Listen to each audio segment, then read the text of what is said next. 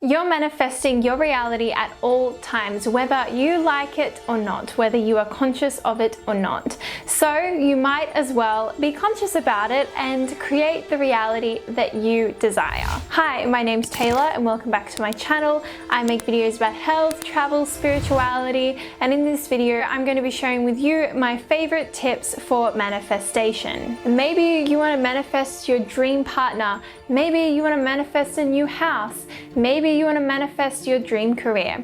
Whatever, the choice is all yours. Before you start your practice, I would suggest to start actively being grateful for the things around you and start with the basics. Be grateful if you have enough food, water, shelter, people around you that love you and care for you, and really hold those feelings in yourself.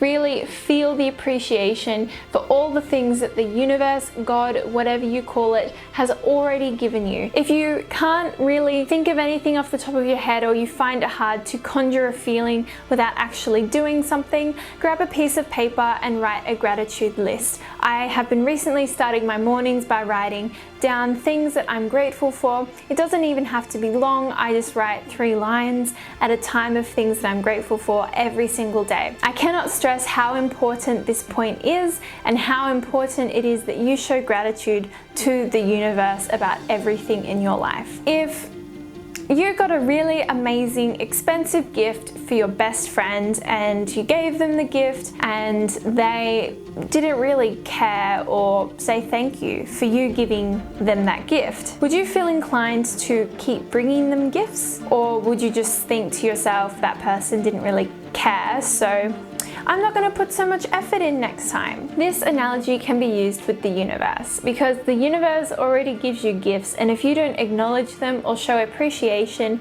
the universe might get a little bit disheartened and might not bring you as many things to be grateful for. What you put your focus on really magnifies it. So if you magnify the focus on gratitude and things you're already grateful for, the universe is going to keep bringing you things to be grateful for. So that's why being grateful is super important in the practice of manifestation. Another really great practice which helps hone your manifestation is meditation. Now, I can feel the eye rolls. Oh, I just hate meditation. I don't know how to do it. But honestly, if you really put in the effort to sit there and do nothing and to just experience yourself as you are, you will find that your manifestations are super honed and probably manifest quite quickly. Thoughts are the seeds that sprout into actions, beliefs, desires, and values. So when we meditate, we are actually observing our thoughts, and we're actually observing how repetitive and unproductive a lot of them are. Thoughts are more like clouds to the sky. They move, they have their time, and then they move away. And when we detach from our thoughts, it's actually a lot easier to maintain a peaceful state of mind. It also helps us to detach from any negative or self-limiting beliefs that actually stop us from manifesting the thing we desire. There is a huge energetic component to manifestation, which is why meditation is so important. A lot of the times we want things because they will cause certain feelings within us, such as love, feelings of safety, etc. Sometimes when people are too desperate to manifest things, they actually create more resistance because they are telling themselves that they aren't enough without the thing or the experience they want. And meditation really helps us bring us back to the present and helps us to realize that we are actually whole as we are in this present moment, and that there's nothing actually wrong with us. And that can kind of remove that subconscious thinking that occurs sometimes, that you won't be a whole person until you get this thing that you're trying to manifest. And I think that's a very deceptive trap of manifestation. No matter how amazing the person is that is telling you about manifestation, or how amazing the concept sounds, it can really magnify feelings of lack if you don't realize that you are enough as you are. So I would definitely recommend doing any length of mindfulness meditation before you sit down to do any sort of manifestation work. Okay, so now let's get into the actual practice of manifestation. I have been manifesting since I was a little kid, thanks to my parents introducing the secret to me. I can't even begin to tell you all the amazing, incredible stories of synchronicities that have occurred in my life because of manifestation. So I can truly say that these techniques have been tried and tested. I did actually make a live video on how to manifest, but I also received a request to make this into a video on its own as well. So if you'd like to see some more stories about my manifestation, check out this live up above. My favorite traditional way to manifest is with a physical vision board. I myself am a very visual person. I like to see things in front of me. I think there's something extremely powerful about sitting down with a few magazines and physically cutting and pasting the image onto a board that you can then put up on your wall or on your desk somewhere that you can look at time and time again. It just really helps and tells your subconscious that that is what you want. You can make the vision board at whatever size that you want, depending on where you live and how much space you have. I would personally recommend to be getting maybe secondhand magazines. They are a lot cheaper, or going through an old pile of magazines that you have and then really honing in on the concepts and the things that you want. Now I'm going to be giving you a few questions to ask yourself as you're putting down images and words of your desires onto your vision board. Number one, why do I want this experience or thing? Does this experience or thing truly align with my values? What emotions do I want to experience while I'm receiving this thing or experience? These questions are for you to ask yourself because a lot of the time we don't actually want things. We want the emotions that the things bring us. So for example, say that you want your soulmate or the partner of your dreams. Now, yes, you do want your soul partner of your dreams. That's a part of the experience that you want to have. But there is another layer to this desire. You want the feelings that this person is going to help you generate within yourself. I'm sure if you want a loving partner, you want to feel loved, you want to feel safe, you want to feel cherished, inspired, and all of the things that a romantic relationship can make you feel. While you're sticking down these images and words onto your vision board, while you're asking yourself these questions and you're discovering what emotions you want to feel during the journey of getting this experience or thing, is to actually feel those emotions and conjure those emotions to the present and kind of daydream a bit, really creating those emotions for yourself now in the present. Not only puts you onto the frequency of being able to receive that experience or thing much more quickly, but it also helps you realize that you're actually full already as you are as a human being, and you don't need any person, thing, or experience to complete you. Once you really understand that, manifestation will come so quickly to you because you'll already be cherishing life to the fullest as you have it. And a happy person will always find reasons to be happy. You already actually have access to the experience you want by tuning in to that particular wavelength. And what does that tell us? You don't attract what you want, you actually attract what you are. So moving on to our next tip, I suggest you focus on the journey rather than the superficial result of what you want. So an example that I would like to use for this is when I used to put up images of triathletes completing things like marathons and running and cycling and swimming. When I was putting those images down onto my vision board and into my diary and into my intention setting, I would feel about all of the things that I wanted to feel on the way to achieving those goals. I wanted to feel fit, I want to feel strong, healthy, I want to feel vibrant. A lot of the time when you ask people, what do you think a marathon would feel like? They would probably say things like horrible, terrible, painful, and of course, yes, there are moments of pain. As with any change in your life, you are going to experience varying forms of pain, but you don't define your whole experience by pain. For example, a woman who has a baby isn't going to define that child's life by how painful the labor was. Who would do that? I'm sure some people would, but it's not a very nice thing to do. I'm sure that they would define their experience of having a child as amazing, beautiful, a natural miracle. Those are typically the words that someone who has had a child would probably explain having a baby. And it's like any other experience. Of course, there's going to be pain and resistance along the journey, but that's not what the journey is defined by. Triathlon, back to that example. I wanted to feel strong. I wanted to feel vibrant. I wanted to feel healthy.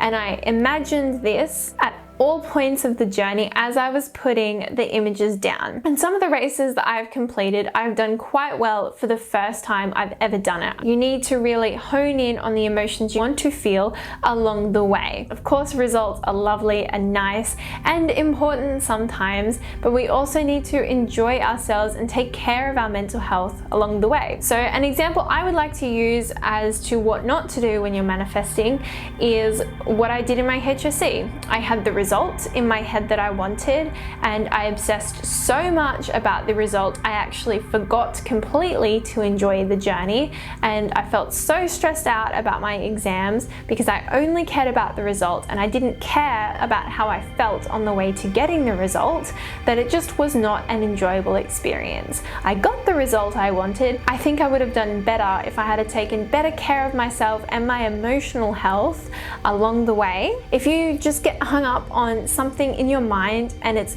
in the forefront of your focus at all hours of the day, you probably give off an air of desperation to the universe. And as people know, if they've ever been dating before, is if you're desperate, it repels everyone you've probably ever wanted. Manifesting is a balancing act, definitely, and can sometimes seem like a paradox.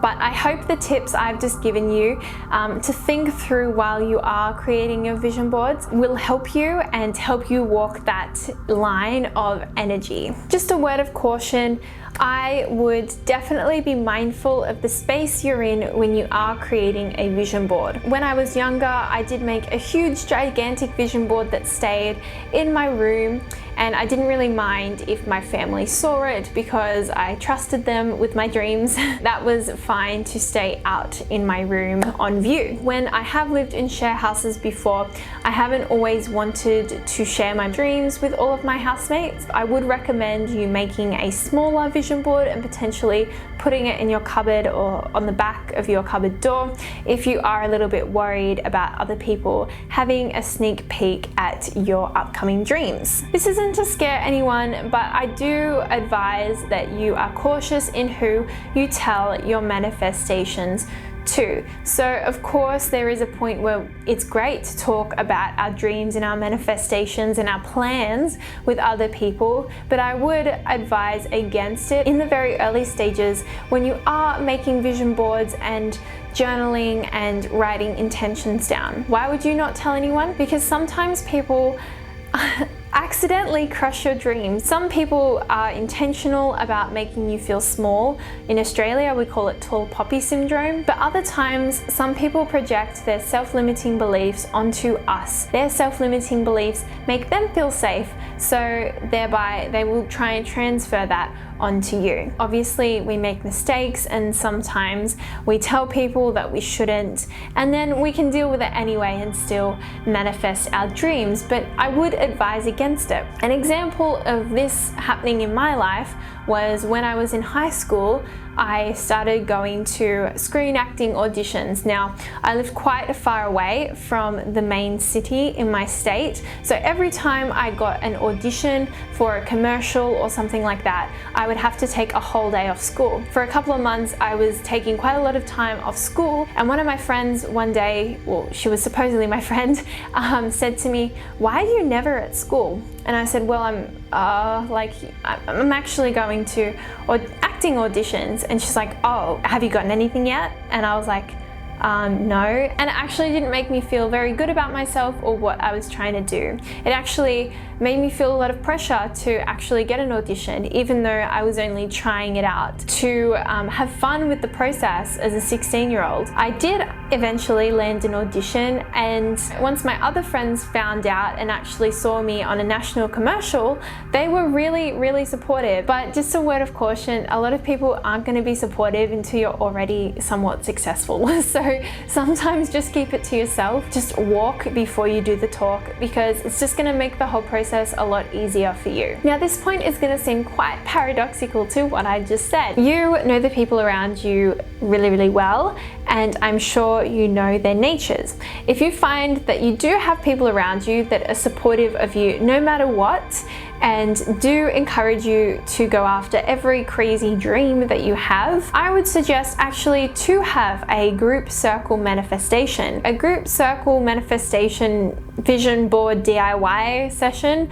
What that actually looks like is people coming together with a bunch of magazines and things like that, and then sitting down and talking to each other as you are making your vision boards. Now, of course, unless you have a very tight circle, this can feel very vulnerable, and I wouldn't do it unless you are 110% trustworthy of the people that you invite to this circle. I have done this with people I am very close with, and I actually found that because I trusted them so much, they actually helped me to detect any self-limiting beliefs that were coming up for me while I was making the vision board, and actually helped to reduce the resistance towards my manifestations. So the one group circle I did, it was only with 2 other women, and as we were sitting there talking, I got a really clear picture of what I actually wanted. It helped me to eradicate any negativity while I was making the vision board. So a lot of the things that I put down in that particular group circle manifested for themselves extremely quickly, and very quickly compared to some of my other manifestation boards, because I had people there who were telling me that I could actually surpass some negative beliefs that were holding me back. I think a lot of those things that I was putting down were to do with some of my creative projects and some of my decisions with uni, and really everything worked out for the best from that group circle session. Now, if you don't have means to make a physical vision board, or if you just don't have the time to sit down and cut everything out, or you don't want to spend $13 on a magazine or something like that, I would highly suggest to make a digital vision board. I do have lots of physical vision boards, but I'm more frequently using a digital vision board. Now, you can do this by either creating a Word document and getting images off the internet and just making like an A4 sized vision board, and then you can print that out and leave that wherever. But I also love to make a Pinterest vision board, and then you have really unlimited access to lots of different images, and you can get super specific about what are in those images to match with your manifested desire. This can really help in getting super clear with what you want. I found sometimes when I use magazines to create my vision boards,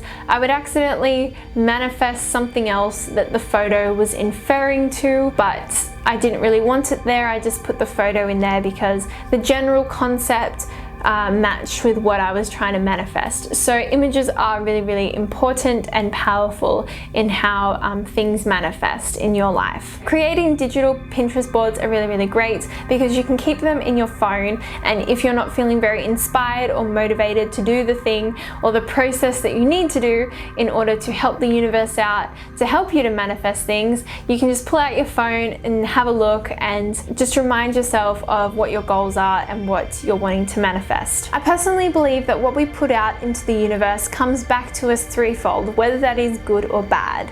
So when I make my manifestations, I also manifest peace, harmony, love for the world. What we can accomplish as a species is super amazing or super disastrous, and it's about where our energy goes. I think if we put a little bit of intention into creating a better world for us all, I think that'll come back to us threefold, potentially in the way of what we want to manifest. But I actually think it's also our duty to want to create a better world for future generations and for everyone on this planet right now. Selfless manifestation is really amazing. I honestly think it can change the world if we all together started manifesting peace, harmony, unity for the world. I think we could really get ourselves out of some sticky situations that we're currently in, and I honestly feel so protected and so trusting in the universe when I do manifest peace and harmony for the world.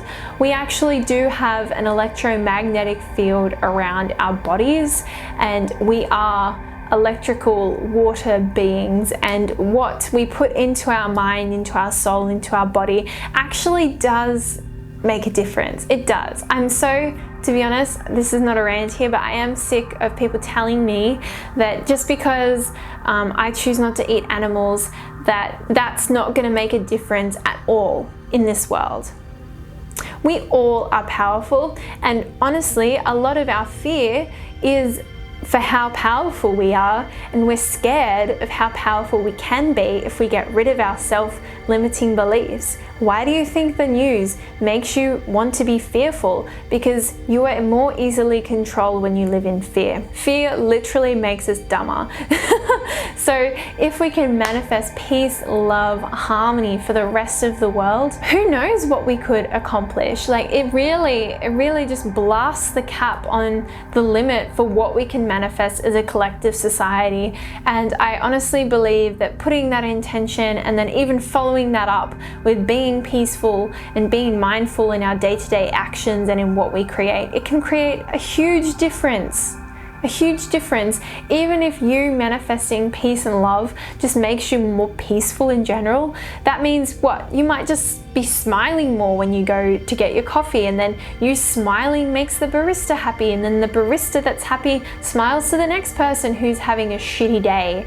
And honestly, just things on that minute level are important. They are important, and you are powerful, and you can manifest a better world for us all with just how you choose to operate your brain and what you choose to put back out into the universe. What we put out comes back to us threefold. So if you're going to try and manifest something that's going to hurt someone or control something, that is going to come back to bite you harder. Honestly. So make sure you're putting out good energy for the world. We want a peaceful world to live in. Who doesn't want a peaceful world to live in? Who doesn't want a peaceful world? I think that sounds awesome. I would love to just be in a peaceful world where things aren't as scary as they have been. So manifest peace and love. You can make a difference, and even if it just makes you feel better, well, then you feel better. So that is my main tip for manifestation, is make sure you put a little bit of selfless manifestation in there as well. Okay, the next major component of manifestation is planning, action, and intention setting. Now that you've visualized and conceptualized what you want, it's now important for you to actually start doing things that help you bring you into the frequency of receiving that thing. Let's use the triathlon or the marathon example. You can conceptualize running a marathon all you like, but if you don't go for a run, you're probably not going to do a marathon. And if you are, you probably can do it, but it'll just be really painful, and you have higher risks of injuries, and you're probably not going to enjoy the process as much. So if we practice what we want in our lives, we're actually meeting the universe halfway, and we're actually bringing the thing we want into our spheres in the most peaceful, comfortable, and easy way as possible. Also, having an intention kind of takes you out of the goal a bit and brings you into the action of what you're going to do, and it imbues your actions with a sort of willing force. So the difference between a goal and intention is really important. So when you manifest, it's cool to have goals, but I think it's equally as important to have an intention, and I think together they are super, super powerful. For example, you have a goal to finish a marathon. My intention is to practice running to the best of my ability. So together, there you go. You've just created this little bridge of how you are going to get there, and then the universe is going to come through to help support you. So that is how intention and goals can work together in your action plan for your manifested desire. And the reason sometimes in this video I've been referring to your manifestations in the past tense is because referring to experiences or things that you want in the past tense actually help your subconscious to acknowledge that your desires have already happened and helps to reinforce that they're coming to you. I also haven't gone through the law of assumption or the law of attraction. A lot of the law of attraction informs what I do, but I also have been learning a lot about the law of assumption, and I might make a future video about that, but I'd like to do more research. So in summary, here are the things you can do to efficiently and gracefully manifest your desires into your life. 1. Live in a state of appreciation and practice gratitude. 2. Develop a consistent meditation practice, even if it's only a few minutes a day. 3. Make either a physical or digital vision board, because finding images and words to match your desires will help you understand how you're going to experience that reality. 4. Make some selfless manifestations in order to contribute to the evolution of our global consciousness. Number 5, take action, create a plan, use intentions and goals to create the path to your desires. On this path, the universe will surely come in to support you. And 6, just enjoy the journey. And if you do experience setbacks, just know that this is all for your highest evolution and that all of your desires will come true. Thank you so much for watching. I hope you have found these tips useful. If you have used these tips before and have found them to be really successful and helpful, please let me know your stories in the comments. I love to hear manifestation stories. They can get really cool, sometimes eerie, and I would really love to hear them. Please like this video if you have enjoyed it. Subscribe to the channel. At the moment, I will be producing talking videos because I do have a foot injury, but I'm getting to the end of it and I'm really excited to be making some more vlogs for you as we get into the spring, summer seasons. I just can't wait for life to be getting back to normal again very soon. Much love to everyone watching this. I really appreciate that you've clicked on this video and have taken the time to hear what I have to say. Have a fantastic day, and I'll see you in the next video.